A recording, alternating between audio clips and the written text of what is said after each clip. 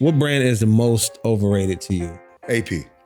Ooh. You know what? I take you're not the first person to say that. AP has a loose bezel issue. Yeah, It doesn't hold its value. I There's know. AP's overrated as all get out. Man, he's the second person. He's the second guest on that our we've had show that said that. that says AP is That's a fact. overrated. It's a fact. I do think they're a one trick pony.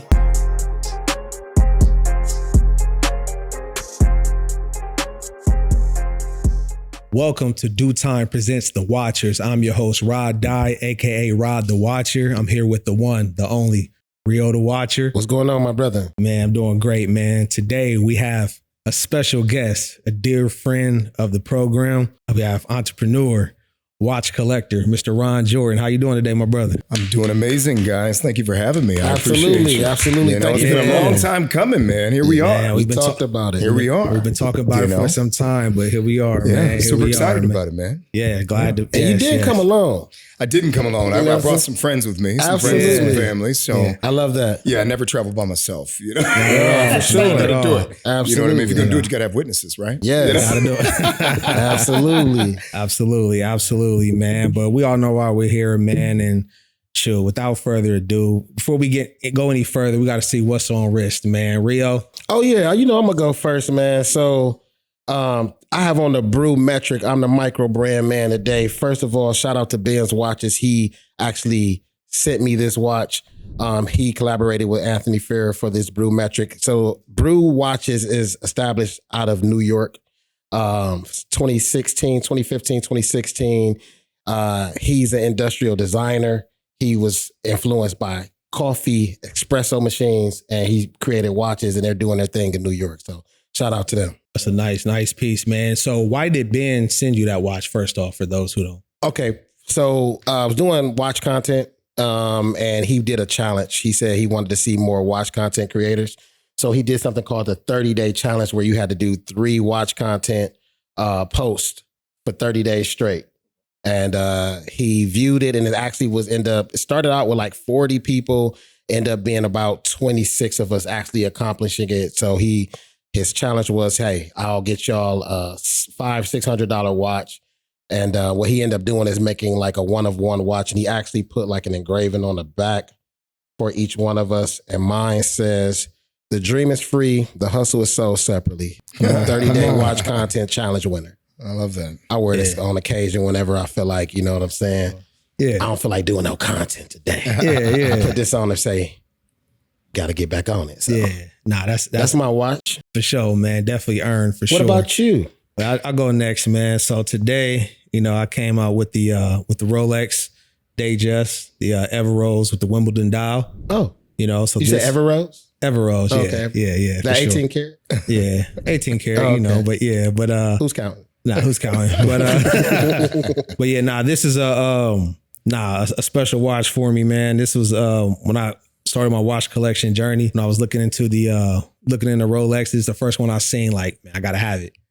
Like, if there's only one Rolex I'm gonna get, like, I need to have it. I've been fortunate enough to have a couple, but no, this is definitely one that's if I had to sell them all and keep one, this is the one I'd That's keep. the one? So, First of all, yeah, you never for sure. are in a position to sell them all. We don't do that. No. I'm just saying if I had to pick Listen, one. you can yeah, get, we you good. can get one We of my good. kids before you can get Yeah, one nah, of we my good. watches. Yeah, we good. That's how Yeah. it works, you know? We Yeah, don't we sell good. them. We haven't even started drinking the wine. we haven't yet. No. So Okay. that's what we doing, man. So how about you? What you doing? Yeah, man? so today it was tough for me, guys. You asked me to bring a watch, and I was like, which one? But today I brought the first one that was in my collection. Okay. So I brought my 2016 41 millimeter Datejust two-tone Jubilee.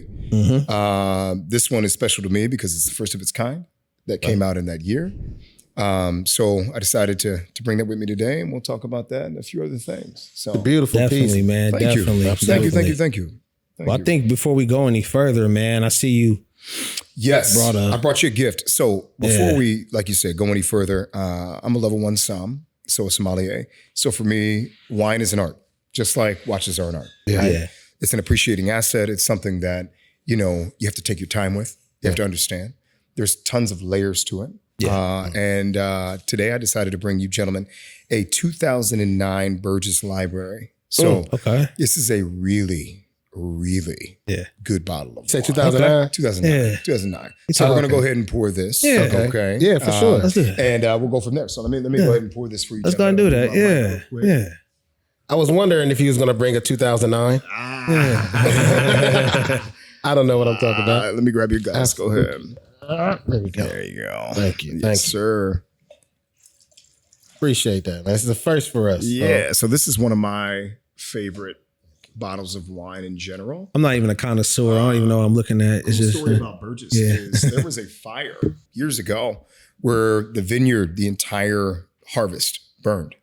So the value of the Burgess in this iteration this year skyrocketed based on the fact that they didn't have anything to harvest for a few years. Harvests take time. So I wanted to bring you guys something that I thought was a great opportunity to kind of have a segue into how watches appreciate over time and how they work and how a discontinued watch can jump in value the same exact way. You know, everything has to be intentional. Everything has to be intentional. I love that. That's it. I love it, man. So, salute to you, brother. Gentlemen, salute. Man. Absolutely. Cheers. Yes, sir. Yes, sir. Gotta smell it. My bad. Gotta let it breathe. Yeah, that's a good wine. I like it. Make me want to hold it underhand. You know? Yeah. So listen, always by the stem. You don't want to change the chemistry or the complexity of the wine. Your hand and your palm will warm the wine. That's not something you want to do. Perfect temperature. Yeah. You want this to be served at a specific temp. How long you been into wine? Oh, God. The wine journey began for me, I want to say 2016 or 17, roughly. I was introduced by a friend who had worked in Napa for a long time. And she put me on game, you know, and really got me to start to understand the finer things, you know, not to eat a well-done steak anymore. And, you know, silly things I was doing when I was in my my adolescent space, right? Before I really understood what the finer things in life were able to offer us. So as she taught me that, she taught me a whole lot about the different complexities and layers of wine and how it could offer you some different things and how you were, you know, serving it and enjoying it on a day-to-day. And we kind of went from there. So I've been in the wine game about 10, 11 years. Yeah. Rock, can I ask them one more question? Because I need to follow up with this. Because I mean, I'm serious. Like, I'm always been like very intrigued. I see Carmelo, LeBron, D-Wade, they start. But one thing I feel like with watches that me and Rod always talk about when we are having conversations about watches, to me, that seems like it's opening the door when it comes to wine as well, is that a lot of us are first generation insert here, right? So do you feel like when you moved in a different social class, maybe a tax bracket, maybe environment, you got into wine, you got into watches, you got into golf, or just different things that a lot of us may have not grown up with people teaching us or showing us about? That's a great question. Yes and no. Okay. Right. For me, I don't do anything because it's popular. I don't do anything because it's what you're supposed to do based on what you make, right? You know, my parents worked really hard and, you know, they provided us a great life. I don't know struggle. I'm going to sit here and tell you the honest to God truth, right? Like I can't sit here and tell you I had a humble beginning. I went to private school, right? I'm the one on what is that movie? 8 Mile. I'm the one Clarence that went to. Had a real good marriage. Had a real good marriage. I was thinking it the whole time. That's it. I went to private school. You know, I went to Christian schools, and then after that, I went to suburban schools. I grew up in Westerville. So for me, I never really had a struggle. I never really understood that space, which is okay. I got my struggle a different way. But so the socioeconomic class thing never really had an effect on me. Right? I was around a lot of people that had a lot of money. Yeah. Didn't matter. Didn't change anything. What changed things for me was my understanding of things. I'm a nerd. So ultimately at its core, I like how things work. I like to understand, how they're made and then the effect they have thereafter, right? So with wine, I mean, the process is it's tedious. Yeah. But once you get to the end result and the end product, it's amazing, right? So for me, that was what intrigued me initially. Yeah. Was that process. And then once you took that process with how you paired it, man. So, for me as an entrepreneur, I specialize in experiential dining. So you can't have an experience if you're not teaching somebody something every step of the way. Yeah. And the only way you're doing that is if you're trying something new. And wine for me and my family was new. You know, we didn't drink wine. My dad wasn't drinking wine. Yeah. I mean, come on. My dad was Tanqueray and tonic. He was drinking, you know, Zimas back in the day. Stuff that our parents were drinking on a regular basis, right? Yeah. So yes, I am first gen. But I'm first gen because I wanted to try something new. I wanted to do something different. And for me, it's worked out. I've enjoyed it, and it's been fun so far. For sure. Let's stay in that same vein. So obviously, when we're talking about, you know, wine collecting or watch collecting, obviously, you know, these aren't inexpensive things. You know, obviously, you've and I know you've attained a measure of success. So if you can just give our audience, you know, your story. Who is Ron Jordan? Yeah. Before I get there, I will tell you the concept of wine, though, that's a misconception. Right. Yeah. What I love about wine, and this is something that I would love to do with you gentlemen, is I love to be able to give you anywhere from 4 to 6 bottles of wine on a regular basis that are anywhere from $25 to $50 a bottle, that are scoring anywhere from 90 to 95 points each. Right. Now that takes a special skill. And it's out of 100, right? Oh, it's out of 100. I'm not going to sit here and be like, I know what you're talking about. 90 points. What? 90 to 95. So it doesn't have to be something where you break the bank. Okay. That's the game, right? Yeah. If you can find something that is of great value, but you're still drinking a bottle of wine that drinks like it's $5,000. Wow. That's the fun part when you get to that space. So before we get, to the rest, I wanted to make sure I shared that. Thank you. To understand that with wine, you don't have to break the bank. You do it the right way. That's a separate conversation for a separate day. A separate video. That's part two. That's part two. It's part two. Yeah.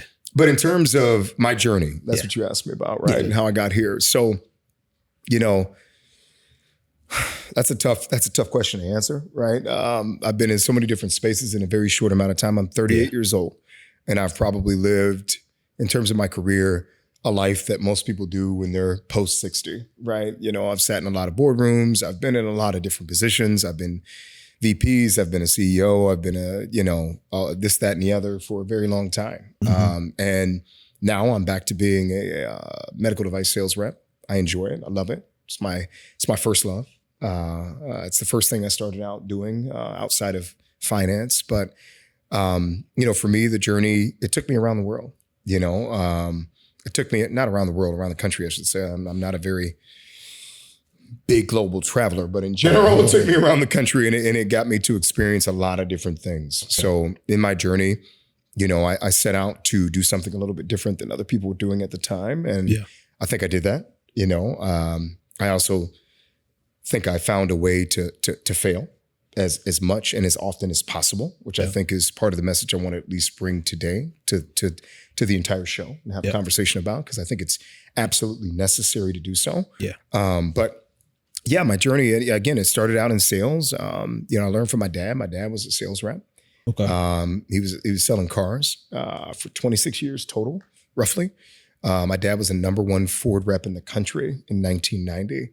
Did a really great job in the entire United States. He sold more new cars for the Ford brand than any other sales rep did in the entire United States of America, which kind of set our family up and put us in a really, really good position. Again, I'm born in 87. So for me, born in 87, my dad does that in 90. Yeah.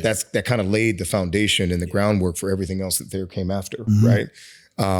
And for me, at a very young age, I knew how to do a walk around. My dad taught me the ins and outs of what it took to be a great salesperson in general. Yeah. And then my own inquisitive nature kind of guided me toward business in general and getting to understand, what it took to get to that next level. So it's kind of where the journey started. My grandfather, to take it a step further, was a visionary. He was somebody that was an entrepreneur in his space. He built homes for a long time in American Edition and many other, areas here in the Columbus metropolitan area. Got to a certain level, grew, ended up, not figuring it all out, lost a lot of what he had, but then got back on his feet and did it again, right? Yep. And then got back in the restaurant space. And that put me in a space where I understood how to see somebody fail and then get back on their feet. So that's part of the journey for me as well. And that's how I ended up in the restaurant space. And then once I got to a place in my life where my dad and my aunt were like, hey, join the family business. I was like, I don't know if I want to do it. I don't know. I mean, all of us, I brought my entire family today, and all of us worked in the Popeyes space. That's what we did at first. And I will tell you, none of us wanted to do that long term. None of us. None of us wanted to be asking spicy or mild ever again at a certain time in life. But we got to a place where I understood how to grow the business and to affect not just the bottom line, but the top line as well. And we grew. We grew fast. We grew from 1 unit to 2, and then from 2 to 6 in a very short window of time. So we went from about $2 million to about $10.7 million of total revenue. Since we're talking numbers, right? Scale was crazy. We grew very fast. And, then we got into the space of the full service restaurants and the consulting and the marketing piece. And, again, my family, my team is here. Cherie's here with me. Cherie was there with me every step of the way. So we got to grow a lot of cool other restaurants in the Florida marketplace, and some that were in Virginia and DC and some other stuff. So we had fun. We had fun. We grew. We made some mistakes. We all that really taught us some great lessons and got us to the place we're at today. So real quick, I know you said your family, you guys manage a number of Popeyes, but we obviously seen the craze. But how was it being on the ownership side? When those chicken sandwiches hit the market. What's funny for us is that was the tail end of our ownership in Popeyes. So we started in Popeyes in 1997. March 4th of 97 is when we had our first unit opening. So right after the 96 Olympics, that was the summer my mom and my cousin's mom went to Atlanta to get trained at the time by, I think it was owned by, if I'm not mistaken, it was owned by Churches at the time, which was like, I can't remember the corporate name, but anyway. They went there, did the training. We opened March 4th of 97. We all kind of grew up in the business. And then we got to a place where we were ready to open our second location, which wasn't until 2015.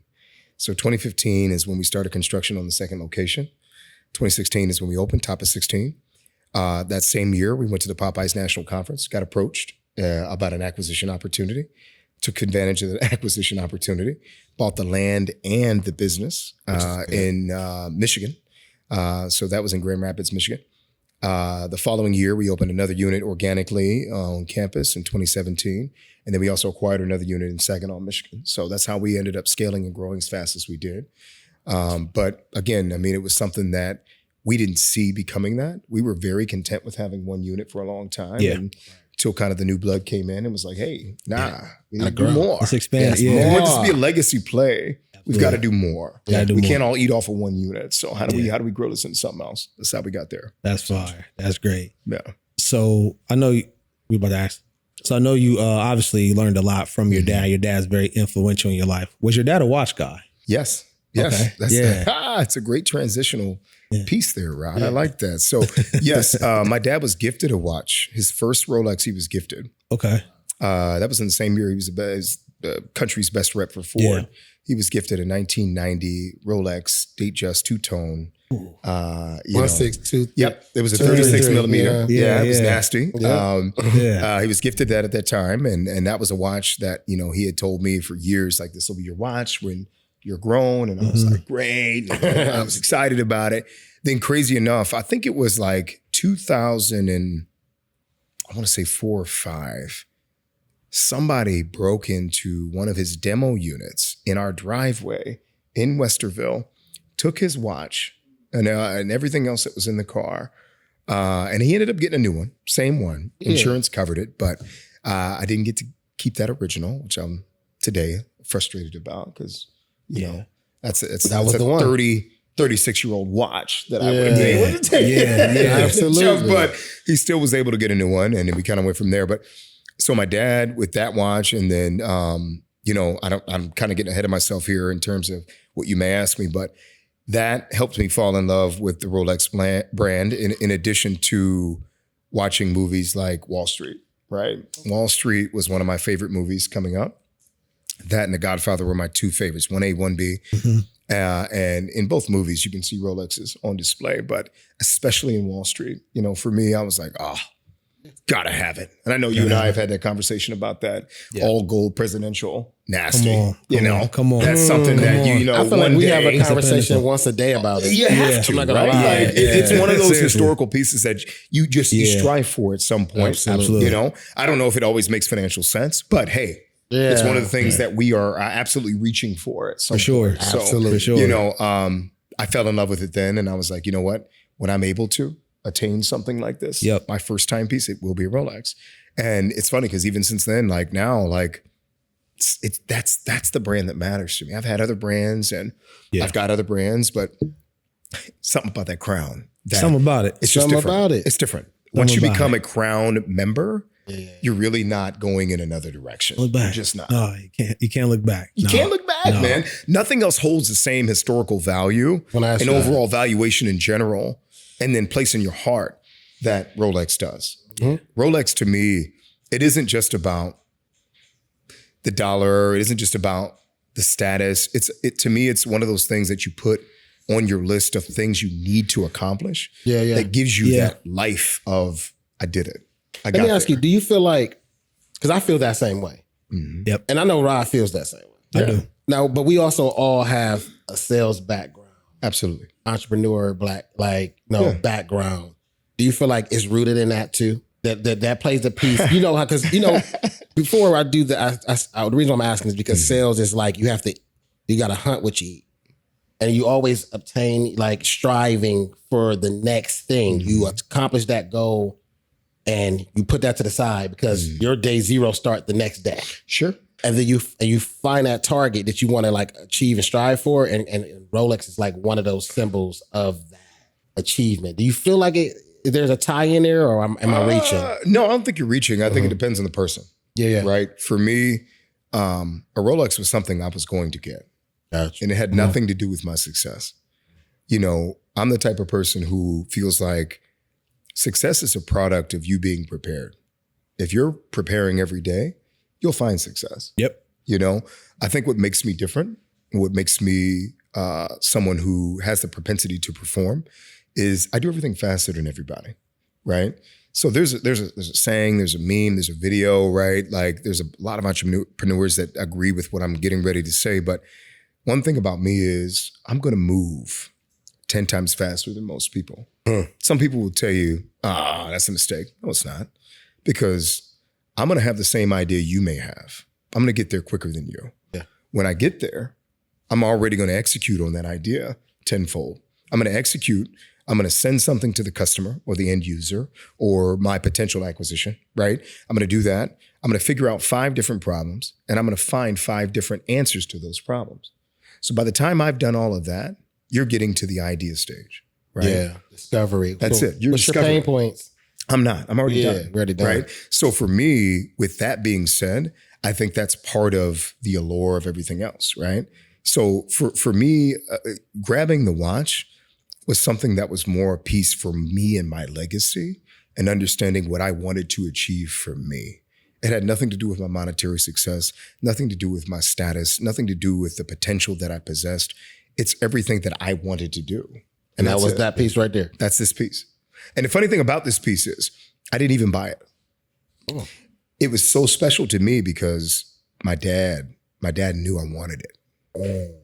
I had visited this piece, I don't know, 15 times, 20 times, window shopping. Like a mug, right? Yeah. In there, diamond seller, checking it out. Yeah, shout out to Diamond Seller. Waving at it, right? Like, you know, just like, I got to get this. Yeah. And the funny thing was, Christmas of 2016, I bought myself a Yukon Denali that year. That was the year I completed the first acquisition of our 2 units in Michigan. So we're up. We're in a good space, right? Yeah. And it was funny because my mom and my dad usually go crazy for Christmas. They did a whole bunch of stuff. At that time, I had some kids, you know, I had 3 of the 4. I got now, right? Okay. I had a 3-month-old. I had, you know, a couple of other daughters, and I was like, yeah, a lot of bills. And you know, they got me this one gift. They got me a blanket that year, and then they got me this ridiculous, like it was like a cabinet with a little glass on it for my bathroom. And I was like, what the? Respectfully, what the hell? What is this? Yeah. Like, what are we Thank doing? you. I didn't want this. Appreciate It's a it. dad I'm sitting there thinking to myself, you know what? It is. Christmas is no longer about It's me. not. It's No. about my kids. I'm It like, is. that's cool. You know, to a point where I opened it and sat it to the side. Yeah. My mom and my dad were like, you know, you ain't opened all your gifts. And I was like, yeah, I'm pretty sure I did. Yeah, I had yeah. 2. I'm good. And they were like, no, you didn't open everything. So I had to open the cabinet, which is still in my bathroom today, my powder room. And in that powder room was the gift. That was the Rolex. It was wrapped up Come on. and it was in there. So with the acquisition cash that we made, Yeah. my father made the purchase for me. So this will That's forever fire. and always be my most special Yeah, watch I have. Absolutely. Because my father Yeah. gave this to me. Absolutely. He gave me the start to my journey, which is huge.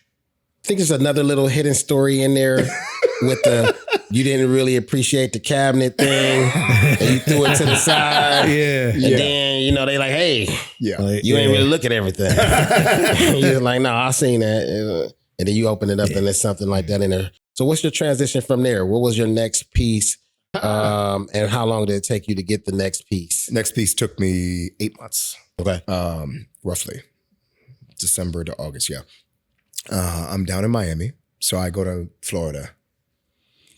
I don't know, anywhere from 3 to 6 times a year. Yeah. Okay. Second home. Second That's home, my yeah. second spot, Yeah. right? Yeah. My And at that playground. time, I was going to Miami. I was staying down there. I like to stay on the quiet end of Miami, right by the port of Miami, right? Okay.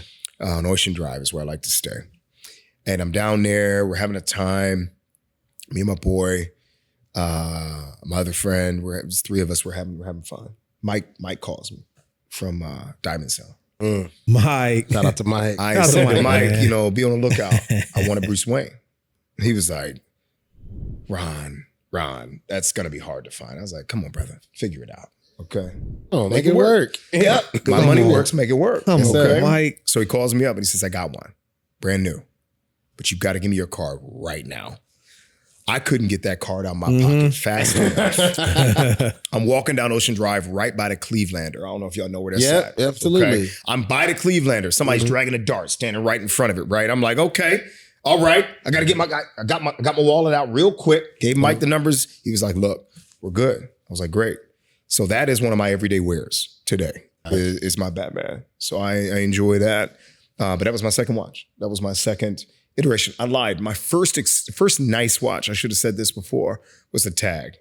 I had gotten a Tag, my first one. Aqua So, Racer or Yeah. Okay, Yeah, yeah, absolutely. yeah. Tag Aqua. I forgot about that. That was in 2015. That was before the Rolex. So I forgot about that. You kind of look back now after all the But things honestly, you bought. but I think that's important though to kind of go back to that because I feel like, especially during that time period, like 2000s, 2010s era, Tag really had like that first step to like, you sure you want to do this shit? You sure you want to spend this money? Yeah. Because once you open It's this about door, $2,700. yeah. But are you sure? That was once crazy money. Exactly. But then after that, that's when you open up the floodgates. It's a gateway. It is a gateway. It's a And the cool gateway. thing was at the time, I don't know if you guys remember, but at that time, the best athletes in the world that in my book, men's athletes, were Tiger Woods and Roger Federer. And they were both endorsed by Tag Heuer at the time. So for me, I was like, oh, I got to get me a Tag. And I Man, how think times change. if I could be mistaken, I also think Tom Brady was. Tom was. Yes, he was. So when you have those three, Yeah. You were like, hey, now I'm not a Tom fan, so I wouldn't mess with Tom. Right, but right. the other two, I was like, Yeah. respect to Right. Tom. Yeah. Tom is the Yeah. GOAT. I'm giving his I flowers, get it. but Yeah, I at wasn't the a same Tom time, Brady fan. Nah, Yeah. that wasn't my guy. I liked him better when he retired. I know you're a Michigan fan. Respect, okay? But we own y'all. Okay? Michigan didn't And even we own like y'all Tom in the last Brady. 25 years. You know that, right? Let's What about be the honest last about it. 5? Hey, come on, man. Y'all had a couple good runs. Yeah, you know that's what I'm what I'm saying? Over the last 25, though, it hasn't been a good showing for you guys. I'm just focused. I'm focused on post-pandemic. I'm focused on If post-pandemic. we focus on man. post-pandemic, hey, you're only as good as your last game. Hey, that's valid. Is that true? That's valid. Oh, okay. That's what I wanted to make That's sure valid. we understood today before we walked out of Yeah, here. that's valid. That's valid. You know what I'm Can't argue that. saying? Yeah. Can't argue that. Yeah. So when you buy watches, like, are you buying them to like mark milestones, or is it just like when you're in Miami, you see a Batman, like, I want it, let me call Mike, or is it a mixture of both? Because I know for myself, it's a mixture of both. Like I'll say when I do this, I want to get this, but then I'll see a watch like, okay, I want it. I'll rest on, but it's like if I keep looking at my phone, I'm like, okay, I'm gonna buy it. Yeah. No milestones for me. Yeah. Nah. Okay. It's more of a, I want it, I buy it. I want it, I buy it. I want it, I buy it. Yep. When I'm ready, I buy it. Yep. Yeah. That's all it is. It's I not respect about a milestone. Like milestones for me now are earmarked in the things my kids do. Man, come on. Oh, You know wow. what I'm saying? Let's Like go. earmarked in the legacy that I'm building with my children. It's not about me. It's not about what I do. Yeah. It's about what they do. You know, I can buy a watch 10 times over for the next 10 years. Yeah. That's great. But none of it measures up to the things that they accomplish, especially when they're setting their mind to something different.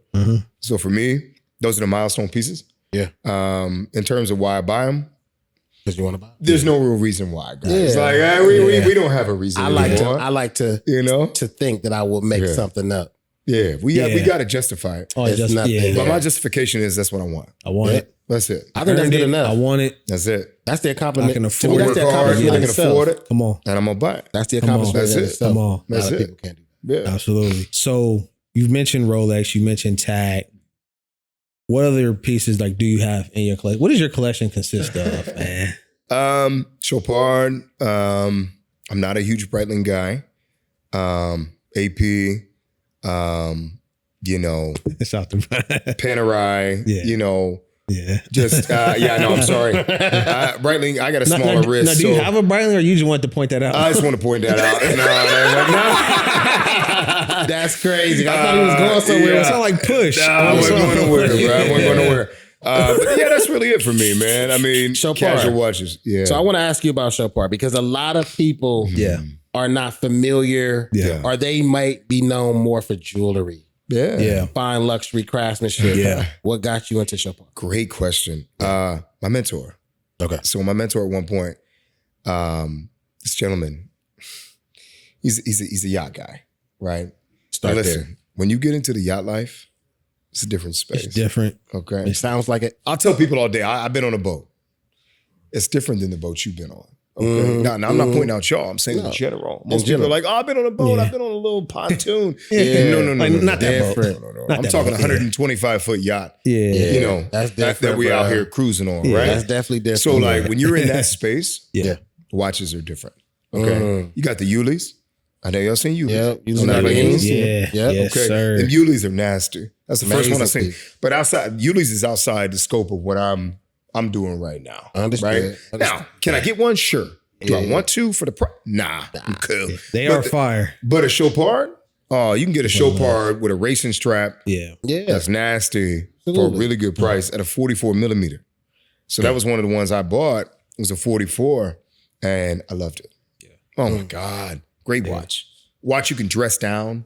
You can have shorts and a t-shirt on Yeah, absolutely. and some flops. Yeah. Go out there Yeah. with a watch on that's $7,500. It's a lifestyle. And it's a lifestyle, I man. And when understand. people know, they know. When they see it, they see it. Yeah. And what I like about Chopard, like in comparison to like a Cartier, like Chopard, like it's real hard horology. Like they're real watchmakers, you know, like your Santos, which is one of the most, popular watches on the market. I mean, basic movements for the most part, but when we talk about Chopard, you're talking, like I said, sophisticated movements, like I said, real watchmaking.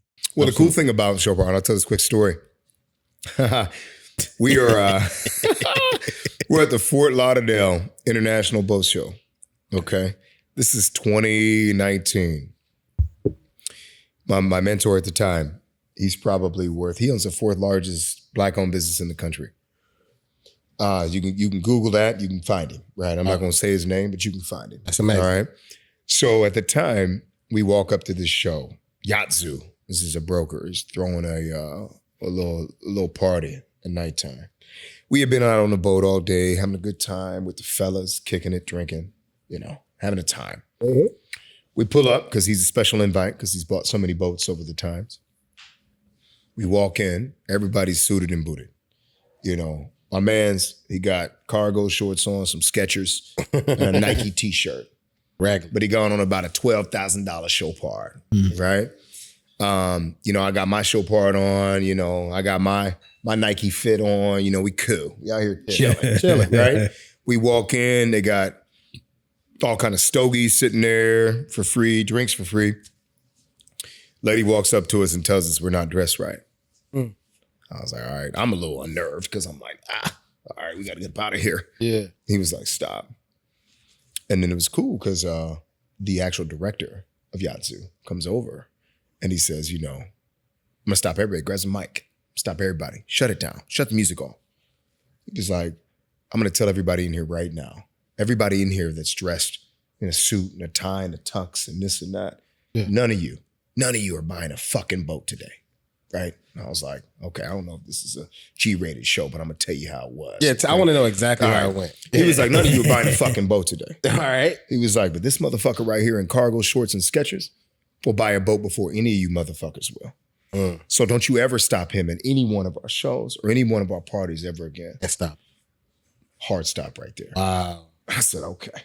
Yeah. It's different. Now, mind you, it's a group of brothers. Yeah. Ain't no white, nothing. Yeah. The dude was white. Yeah.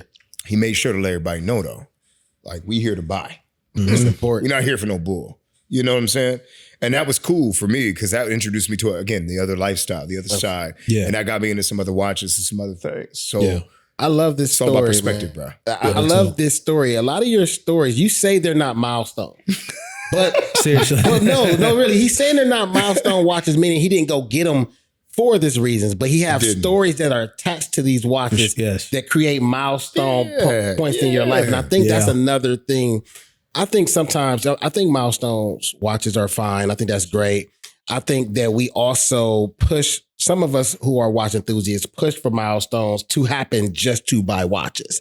And I want to, like, our audience to understand is that you also can create stories after the fact of when you bought that. Like, you will always remember that Chopard for that story alone, having that moment. That ain't got nothing to do with that Chopard. I'm gonna remember that story regardless. But yeah, right, exactly. That's a writer. That's on top of that. It's on top of that. Yeah, it's on top of that. Yeah, for sure. So for sure. I wanted to ask, what's your next piece?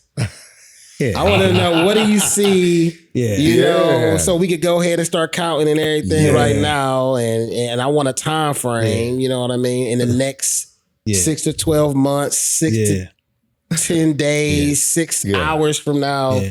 What's the next piece that's going to be on Ron Jordan? Great question. I think for me, that's a tough question. It's so tough to answer that question, right? But if I had to put an answer to it, I would probably tell you the one I've been infatuated with recently is the Tiffany Blue Land Dweller. Let's go. Yeah. That Land Dweller is different. I like something that's not on everybody's wrist, right? You know? Yeah. I don't want something everybody else got. You know what I mean? Like, if you look at my watch collection, everyone else ain't gonna have that. It's unique. You know what I'm saying? Gonna have that. Like, and everybody else ain't gonna have that. Because that's a ticket. It's a ticket. God damn. But see, the land dweller is hard enough to get as is and still, let alone platinum. Like, that's even more rare. Yeah. Well, you got to know a guy, and you know a guy. I know a guy. So for me, like, that is probably going to be my next piece, bro. This your home. Let me just be real. Y'all friends. Y'all know each other. Oh my God. Funny shit. And I know he's serious right now. That's why I like it. I liked him, bro. Yeah. So when we going to get our land dwellers? When man. Let's get some. Let's go, man. No, serious, Michael opened up the shop for us if we call him. There you go. I know you had some problems. You gonna have to call. I know. I'll make a call. Okay, you have to we'll call. get it right. Like, let's be man. Like, we'll get it right. Shout out to Diamond Seller. Shout out to Mike. Shout out to them, man. Shout out to them. Mike's my guy, man. Yeah, he's my guy. I've known Mike for a long time. As we're so I have a couple questions for you, just more like rapid fire questions, and then I'll give you the floor, see if you want to ask any questions back to us. So I think I know the answer to this, but what's your, I guess it goes without saying, but your favorite brand? Yeah, I don't think that needs to be said. I'm a Rolex guy. Yeah. What brand is the most overrated to you? Oh, God. The most overrated? What's the most overrated brand? Oh, that's a tough question. Yeah, most overrated brand for you. Yeah. AP.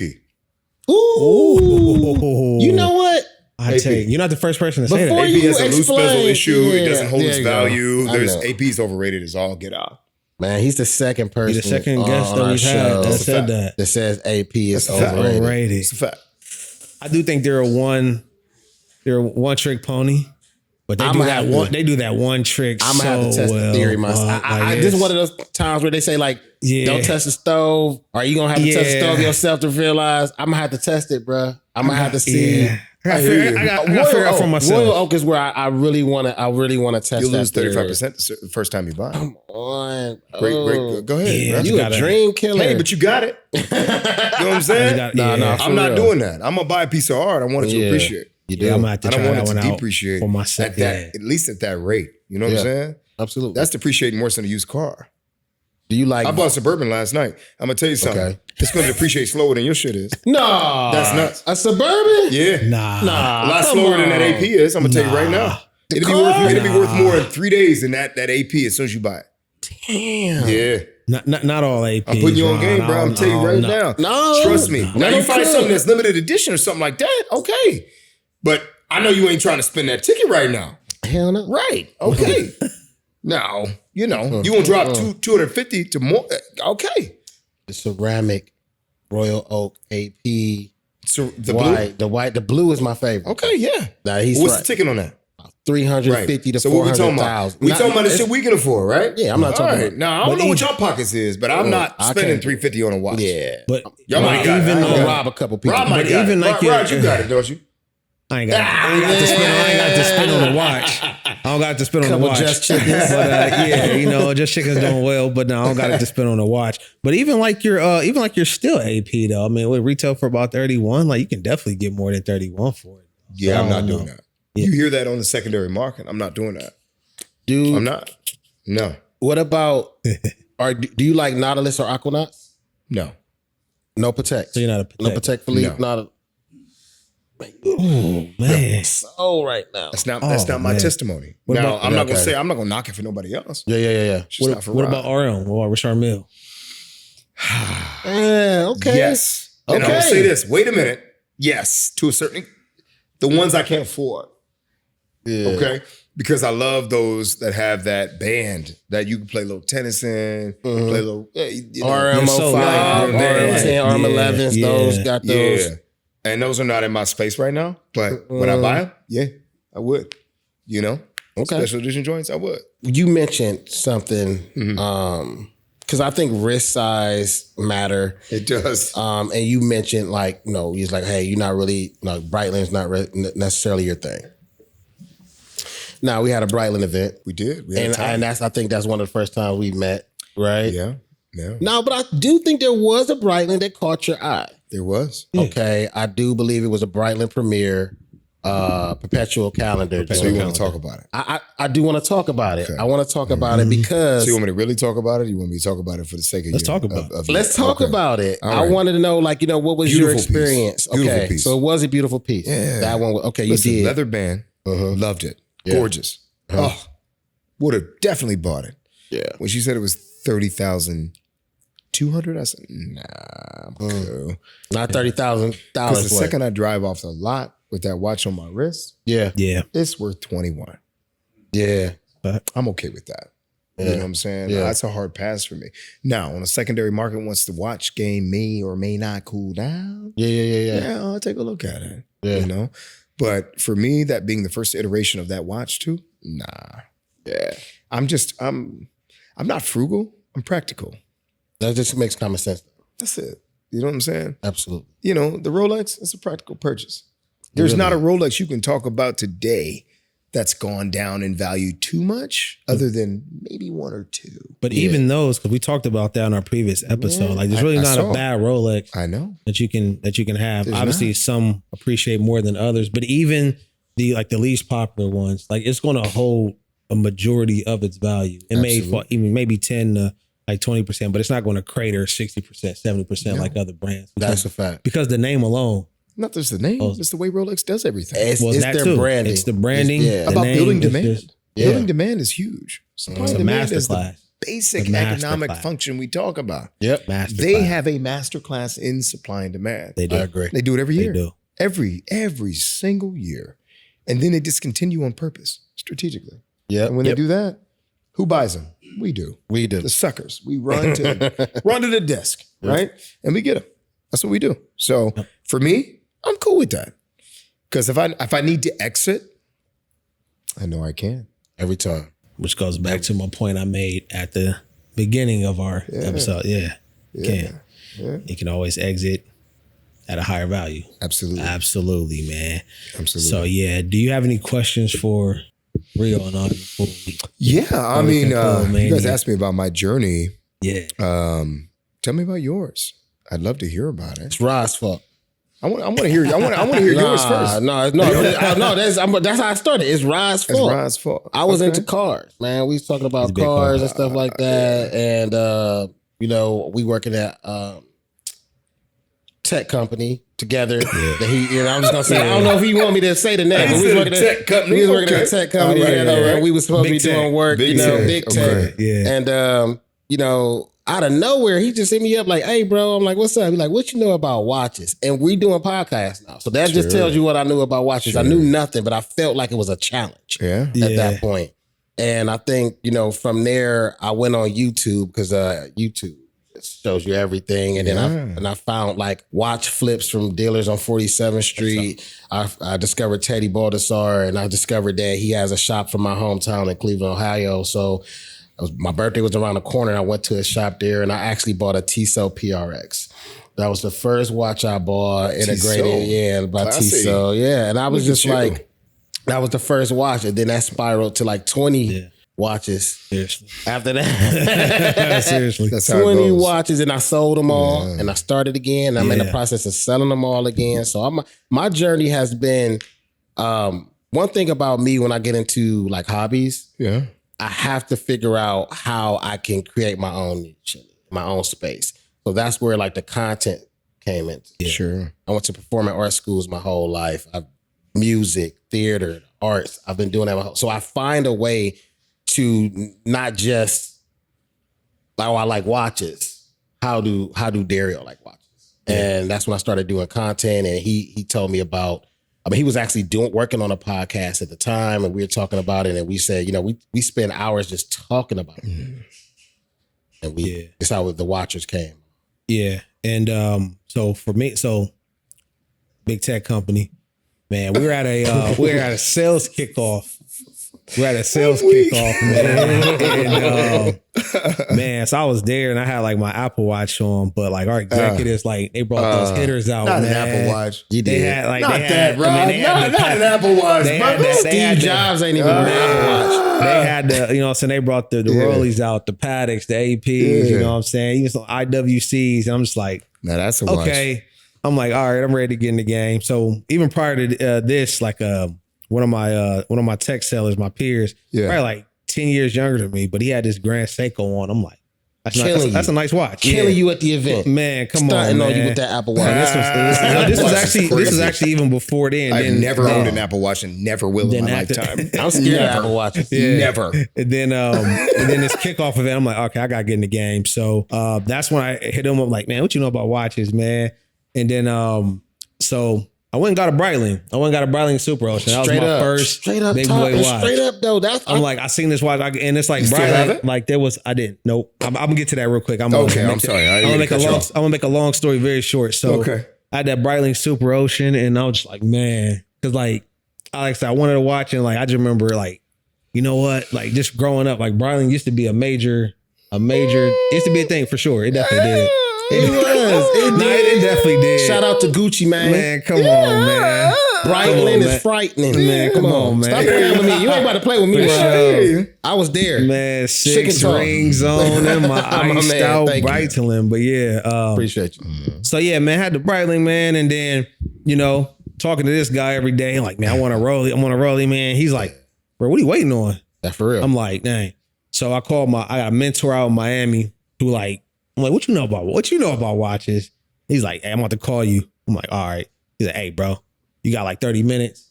And he just took me. I'm like, yeah. And he just like put me like all the way up on game. He started telling me about like FP Journe. I didn't even know what FP Journe was at the time.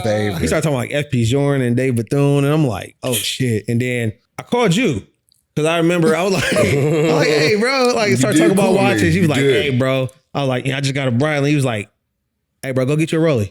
Look, straight up. I'm like, all right. So, yeah. So the offhanded disrespect. I did. It's crazy. No disrespect, but I was like, oh. Respectfully. He was like, okay, that's cool. Yeah, go get your Rollie, man. Rollie. And I had another mentor was like, hey, man, that's nice, man. Go get your. I'm like, all right, I'm gonna go get one. So I started learning about the AD process and everything like that. Went to Diamond Seller here. Then, out in Henny Jewelers, I dropped the name. Shout out to Henny Jewelers out in Pittsburgh. They treat me well, so I can drop. So to answer your question, I don't have the Breitling because I got a steel Datejust. Yeah. And then what'd you trade it in for, Rod? Just let everybody know. What I have on my wrist, actually. No. What was the value to what you purchased it for? Hey y'all, how y'all doing over there? It was like for us to kept it, like I probably sold it for like 50. I got like 55% back, so I was like a 45% discount, and I got it discounted. So yeah, it was In retrospect, I wish I would have kept it though. Yeah. Honestly, I would have been about just keeping it, but I'm good though. I know I'm good. It worked out. If you could get those watches at a secondary market price, tremendous value, and you really like it, it's a very storied brand. Very great movement. Very fine, finely crafted watches, but at half the price. For sure. Yep. So that was your journey. That's dope. I'm on journey, and then obviously so I had 2 Datejusts, and then I've had a couple in between there. Yeah, but then I graduated from Penn State in December. Congrats. And I got that call, man. That's dope. I got that call for that Sky Dweller. I wasn't even planning on getting it because I was told it's like a 4 to 5 year wait. I had a call in like 2 weeks. I'm like, I'll be there in an hour. Oh nah, I know some heavy hitters. Some heavy hitters in the city literally walked up to him and said, "Where did you get that?" Like, how the fuck you get that? And that was the real comment. I was like, oh shit. How the fuck you get that? And like, who are you and what do you know? How the fuck you get that? I'm just like, people I heard some people might have got in trouble about. I was like, hey, I know a guy. I know a guy. That's it. Yeah, I know a guy, man. So yeah, but nah, it's and then you didn't ask me this question, but I'm gonna go ahead and state it. So my next piece, I need a day date. I need a day date, and when I get a day date, then I feel like, okay, I'm ready to go outside of the Rolex brand. Yeah, I don't know what I'm saying. I mean, not like permanently. I mean, I'll keep collecting, but we don't maybe start looking at. We're not gonna. You got a home plate. It's a home plate. It's a home base. Yeah, it's what it is. But it's other brands I'm looking at. I mean, I like Moser. I like Alongazone. I love those brands. So yeah. But I need a day date first. So that's so. Let's real quick because I know we about to wind down, but it's something because we touched on the day already, right? And he knows that's my quintessential Rolex watch. I know the Daytona is the hottest watch right now. In the last 10 years, they came out of 2016 with the ceramic bezel, and that's kind of been the hottest watch. It's been like going for double its market price. I mean, it's $16,000. I think they can go upwards of $39,000 for a steel watch with no precious metals. They can. Right?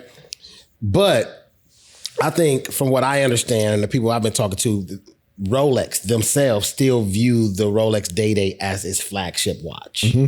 Right? Yeah. But what makes that watch such a cornerstone piece for us? Like, because I told him, like a one watch collection, I wear a presidential Day-Day every day of my life. Tracksuit, old dude sitting outside playing checkers. Be like, man, granddaddy got that Day-Day on. You goddamn right. So if you don't mind me interjecting here, I'm a nerd, like I told you. Yeah. So if you look at the history of Rolex, do you remember about what time, in terms of year, that Rolex really ascended to the premier watch? Do you remember when that was? It's before all of us. I think it was in the maybe late 70s, early 80s. Correct. Maybe? That's what about I was 1983. Okay, early 80s. Roughly. Yeah. And during that time, that Day-Day presidential was what everybody was wearing. Yeah. They put it now on you there. get it for like $3,700 or $3,500 at that time, which is crazy. It's crazy. Right? Yeah. But like that's when it ascended to something different. Yeah. Yeah. That we all were like, we got to have that. Yeah. Right? Mm-hmm. The Gordon Geckos of the world, right? The T. Boone Pickens of the world, the guys that were corporate raiders, you know. You look at Pretty Woman, the Richard Gere's, right? The guys that were doing that at that in that space at that time.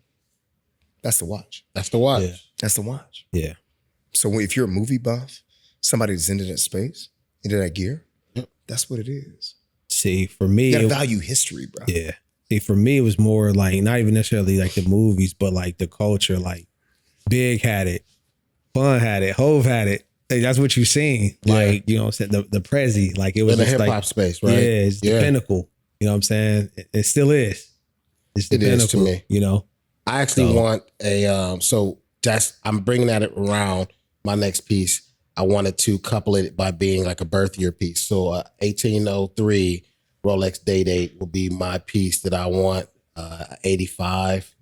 I want to like get that birth year piece. And it's not because like, oh, I want a birth year piece.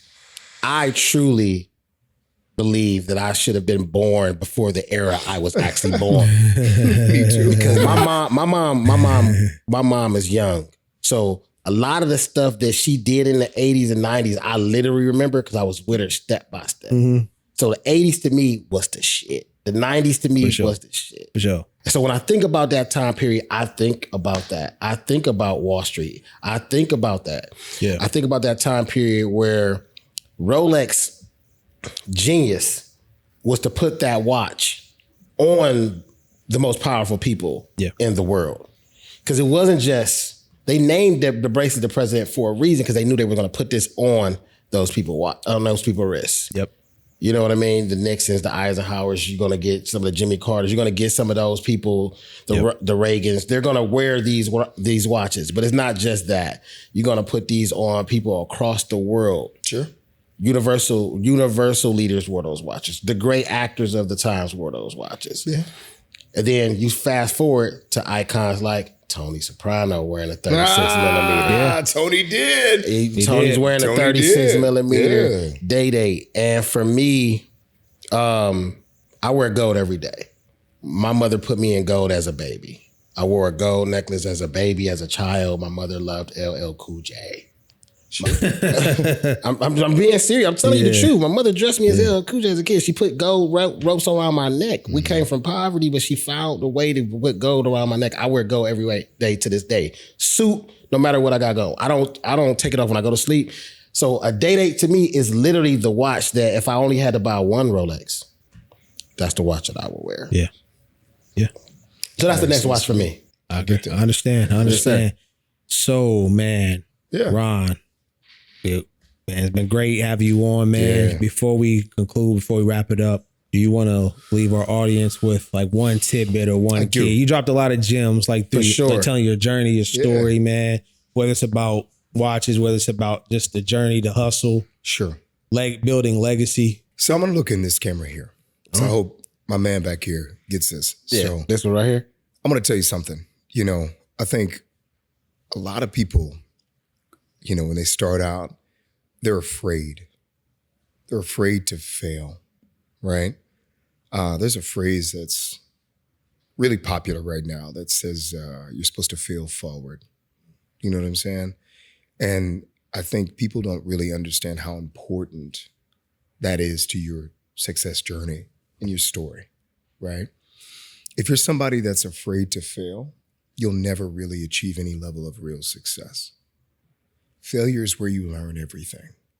Failure is where you figure out who you are, how your character is measured, and how you will perceive any next step moving forward once you face a piece of adversity, right? And for me, if nobody hears anything I said today, I want you to understand, if you have a dream, a mission, a goal, whatever it is, expect to fail. Expect to fail. Now, what does failure mean? That's a different conversation for a different day. Mm-hmm. Yeah. But when you do fail, you have to understand how failure gets you to a place where you can really achieve a different level of success. A lot of people don't understand the greats of our time, Jordan, the Kobe's, LeBron's, right? You know, you look at Tom Brady, you look at Tiger Woods, he got some shit going on. It's a different story. Man. You look at Serena Williams, look at Venus, you look at people, Roger Federer, you look at Joker, you look at all these different people that have succeeded. Mm-hmm. What nobody understands is the failure they've also faced. That failure is what has defined their character to get them to a place of how they've been able to have success be what is expected from them and to them. And for me, I want people to know what's defined my career, my path, my journey, my life is the failure I've been able to encompass and absolutely every day appreciate and embrace. And that failure has gotten me to a place where I'm very happy. Failure sometimes is public. Sometimes it's humiliating. Sometimes it's frustrating. Sometimes it's sad. There's so many things that come with that failure. But what that failure allows you to do is put yourself in a position to where your character is defined by that. And then when you're in another place where that failure is familiar, if you do the right things to achieve and to get past that, it's easy to attain success when you get to that next speed bump. Wow. And that's what I want people to understand and hear. Now let's take a drink. Man, there it is, man. There it is. I love that. Love that, man. Salute. Shout out. Salute. Salute, man. Salute. Thank you for having me, gentlemen. Absolutely. It's been a time. Where can they find you? Oh, man, you can find me anywhere now. Listen, my Instagram local country club. My Instagram is private, but you look me up, you'll find me. You know, it's I think it's Ron, Cherie. What is my Instagram? One more time. I think it's Ron._.J. That's some or other. We'll tell you here in a second. Find me on LinkedIn. Ron._.J. Ron_J_20. There you go at Instagram. Listen, I'm old, okay? Find him on Facebook. Hey, follow him on Facebook. You can find me Find him now. on Facebook. Find him on LinkedIn. Look for Ron M, not Ron Jordan. Ron Jordan's my dad. And then on LinkedIn, same thing. Look for Ron M. Jordan on LinkedIn. You can find me there. But seriously, anytime anybody needs anything, mentorship, you got questions, comments, concerns, reach out. You know, that's another thing I want to leave you all with. A lot of us as Black people, we're crabs in a barrel. It's time for us to break that bullshit cycle. It's time for us to do better for ourselves. We'll get further together. We'll get further together. If you need anything, if you see anything, if you want to achieve anything, and you feel like my testimony and my story today has affected you in any way, reach out. Reach out to my gentleman here. Reach out to myself. We're here to help you. We're here to help you get to the next level. Absolutely. We're here to help you do whatever you want to do in life. That's what we're here to do. There we go. Ron Jordan, Rio the Watcher, Ride or Die. Till next time. Absolutely. Salute.